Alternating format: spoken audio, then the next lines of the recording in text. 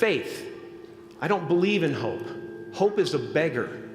Hope walks through the fire and faith leaps over it. I'm here to plant a seed today, a seed that will inspire you to move forward in life with enthusiastic hearts and a clear sense of wholeness. The question is, will that seed have a chance to take root? Or will I be sued by Monsanto and forced to use their seed? Because life doesn't happen to you, it happens for you. How do I know this? I don't, but I'm making sound, and that's the important thing. That's what I'm here to do. Sometimes I think that's the only thing that's important, really, you know? It's just letting each other know we're here, reminding each other that we're part of a larger self. You are the vanguard of knowledge and consciousness, a new wave in a vast ocean of possibilities. On the other side of that door, there's a world starving for new ideas, new leadership. I've been out there for 30 years. She's a wildcat. Oh, she'll rub up against your leg and purr until you pick her up and start petting her, and then out of nowhere, she'll swat you in the face. It can be rough out there, but that's okay, because there's soft serve ice cream with sprinkles. I guess that's what I'm really trying to say here today. Sometimes it's okay to eat your feelings. Now, fear is going to be a player in your life, but you get to decide how much. You can spend your whole life imagining ghosts, worrying about the pathway to the future, but all there will ever be is what's happening here, and the decisions we make in this moment, which are based in either love or fear. So many of us choose our path out of fear disguised as practicality. What we really want seems impossibly out of reach and ridiculous to expect, so we never dare to ask the universe for it. I'm saying I'm the proof that you can ask the universe for it. Please. My father could have been a great comedian, but he didn't believe that that was possible for him. And so he made a conservative choice. Instead, he got a safe job as an accountant. And when I was 12 years old, he was let go from that safe job. And our family had to do whatever we could to survive. I learned many great lessons from my father, not the least of which was that you can fail at what you don't want. So you might as well take a chance on doing what you love. I watched the effect of my father's love and humor and how it altered the world around me. And I thought, that's something to do. That's something worth my time. It wasn't long before I started acting up. People would come over to the house and they'd be greeted by a 7-year-old throwing himself down a large flight of stairs. They would say, "What happened?" And I would say, "I don't know. Let's check the replay." I'd go back to the top of the stairs and come back down in slow motion.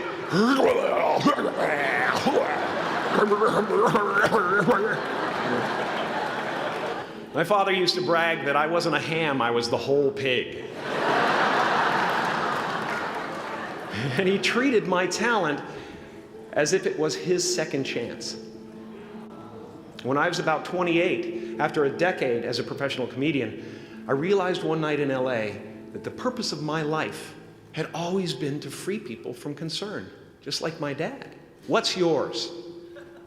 How will you serve the world? What do they need that your talent can provide? That's all you have to figure out. As someone who's done what you're about to go and do, I can tell you from experience, the effect you have on others is the most valuable currency there is.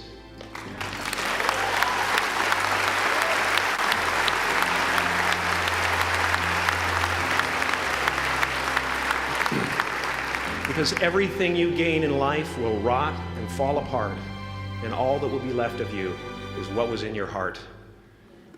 My choosing to free people from concern got me to the top of a mountain. Look where I am. Look what I get to do everywhere I go.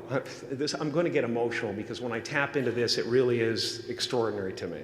I did something that made people present their best selves to me wherever I go. I am at the top of the mountain, and I was, and the The only one I hadn't freed was myself. And that's when my search for identity deepened. I wondered who I'd be without my fame. Who would I be if I said things that people didn't want to hear? Or if I defied their expectations of me? What if I showed up to the party without my Mardi Gras mask and refused to flash my breasts for a handful of beads?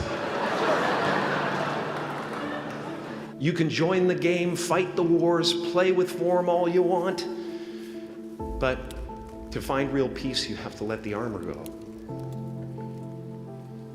Your need for acceptance can make you invisible in this world. Don't let anything stand in the way of the light that shines through this form. Risk being seen in all of your glory. This painting is big for a reason. It's called High Visibility. It's about picking up the light and daring to be seen. This painting took me thousands of hours to complete. And when I was finished, thank you, thousands of hours, yes. I'll never get them back. I worked on this for so long. I was weeks and weeks like a madman alone on a scaffolding. And when I was finished, one of my friends said, "This would be a cool blacklight painting." So I started over. But even with that comes a feeling of divine dissatisfaction. Because ultimately, we're not the avatars we create.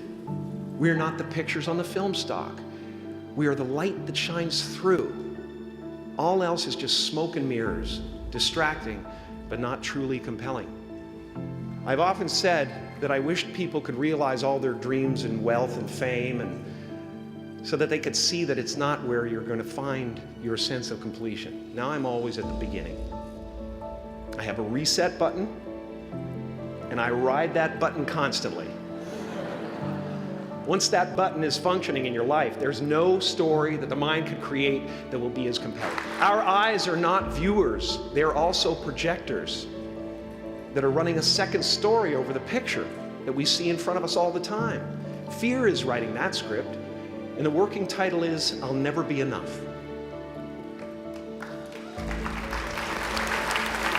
Alas. This is the voice of the ego. And if you listen to it, there will always be someone who's doing better than you. No matter what you gain, ego will not let you rest. It will tell you that you cannot stop until you've left an indelible mark on the earth, until you've achieved immortality. How tricky is this ego that it would tempt us with the promise of something we already possess? So, I just want you to relax. You know, that's my job. Relax and dream up a good life. I had a substitute teacher from Ireland in the 2nd grade that told my class during morning prayer that when she wants something, anything at all, she prays for it and promises something in return, and she always gets what she wants.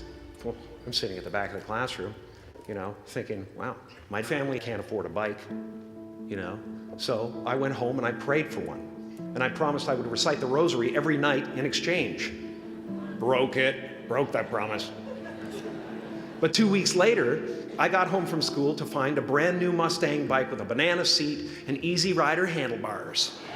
Yeah. From fool to cool, whatsoever. So that type of thing has been happening to me ever since. As far as I can tell, it's just about letting the universe know what you want and working toward it while letting go of how it comes to pass.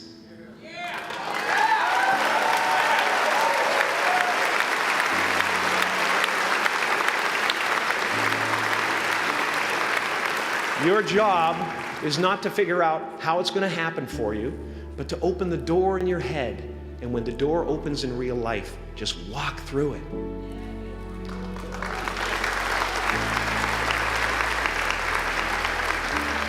And don't worry if you miss your cue, because there's always doors opening. They keep opening.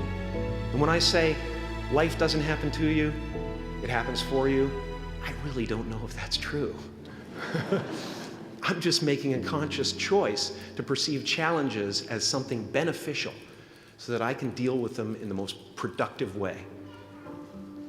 Oh, and why not take a chance on faith as well?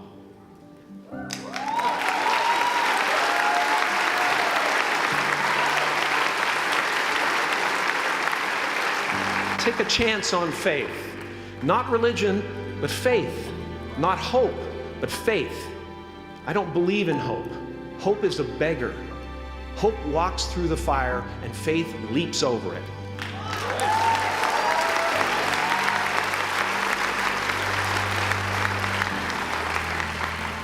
You are ready and able to do beautiful things in this world. And after you walk through those doors today, you will only ever have two choices: love or fear. Choose love, and don't ever let fear turn you against your playful heart.